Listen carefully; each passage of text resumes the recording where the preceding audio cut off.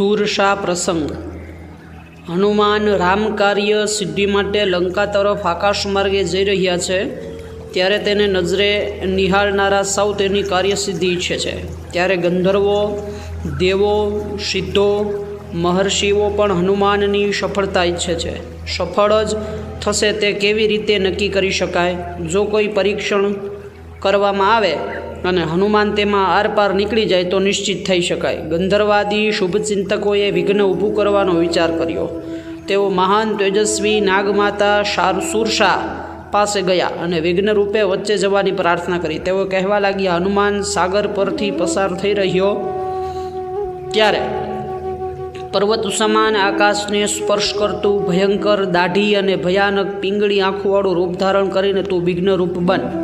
તેની શક્તિ અને પરાક્રમ જાણવાની અમારી ઈચ્છા છે। તે તને જીતી લેશે અથવા વિષાદ પામતો હારી જશે। ગંધર્વો અને દેવાદિની વિનંતીથી સુરસાએ રાક્ષસી દેહ ધારણ કર્યો। વિકૃત અને કદરૂપ સ્વરૂપ બનાવી આકાશમાં ઉડતા હનુમાનને રોક્યો અને કહેવા લાગી, હે વાનર શ્રેષ્ઠ, દેવોએ તને મારો ખોરાક કહ્યો છે, તેથી હું તારું ભક્ષણ કરીશ।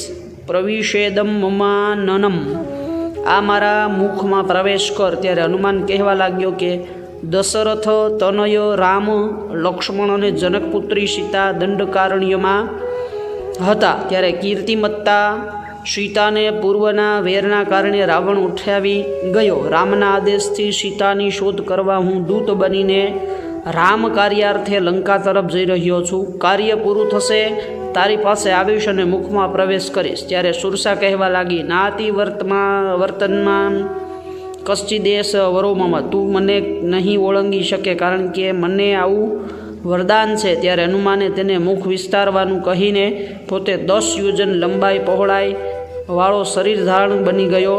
ત્યારે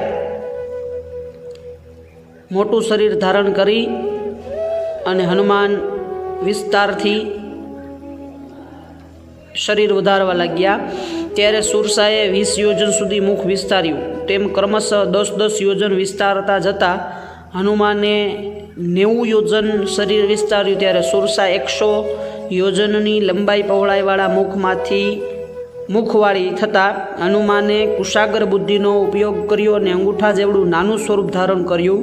તેના મુખમાં પ્રવેશ કરી ક્ષણ માત્રમાં બહાર આવી ગયા। કહેવા લાગ્યા, પ્રવિષ્ટોસ્મી હિતે વક્ત્રમ દાક્ષાયણી નમોસ્તુતે,